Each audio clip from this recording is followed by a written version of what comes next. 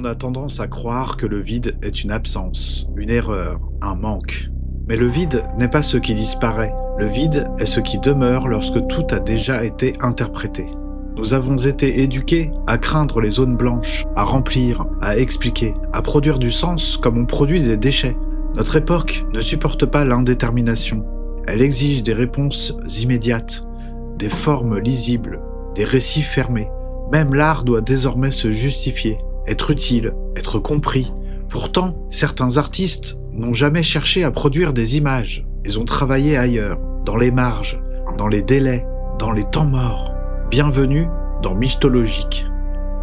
Aujourd'hui, nous n'explorons pas une œuvre, nous explorons un ralentissement. Nous allons suivre la trajectoire d'un homme qui a cessé de bâtir des structures visibles pour s'intéresser à ce qui les sépare. Un homme qui a compris que l'attente est une architecture. Soren Abacuc, l'architecte des interstices. Je me souviens d'un écran figé, j'étais enfant. Un ordinateur familial, bruyant, lent. Un sablier tournait au centre de l'écran. Rien d'autre. Ce moment avait quelque chose de profondément inconfortable. Pas d'erreur, pas d'explication, juste une suspension. J'étais contraint d'attendre sans savoir si quelque chose allait arriver. Ce jour-là, je ne le savais pas encore, mais j'étais confronté à une forme primitive de latence, une brèche dans le flux, un rappel horrifique que le temps ne m'appartenait pas. Soren Abacuc est né dans les régions septentrionales de la Thulé centrale, une zone de plateaux gelés et d'infrastructures inachevées marquées par des réseaux instables et des coupures fréquentes. Là-bas, la latence n'est pas un défaut, c'est un état normal. Formé à l'ingénierie prédictive, Abacuc s'est d'abord illustré dans la conception d'architecture logicielle capable d'anticiper les comportements humains. Il travaillait sur des modèles capables de réduire l'attente, d'optimiser le désir, d'éliminer les temps morts. Mais plus il perfectionnait ses systèmes, plus une question revenait. Que reste-t-il de l'humain quand toute attente est supprimée ? Au tournant des années 2000, Abacuc se retire progressivement. Il cesse de publier, il refuse les conférences, il abandonne toute production visible. Il dira plus tard que l'interface n'est pas un pont mais une membrane, une surface sensible qui sépare deux régimes du réel, et qu'à force de vouloir la traverser trop vite, nous avions perdu toute perception de son épaisseur. Son premier projet clandestin documenté porte un nom simple, Temps mort. Il s'agissait d'une installation logicielle déployée dans plusieurs lieux publics de Thulé centrale. Des écrans affichaient des interfaces familières, moteur de recherche, lecteur vidéo, tableau de bord, mais refusaient toute interaction immédiate. Chaque action déclenchait un délai variable, parfois quelques secondes, parfois plusieurs minutes, sans explication.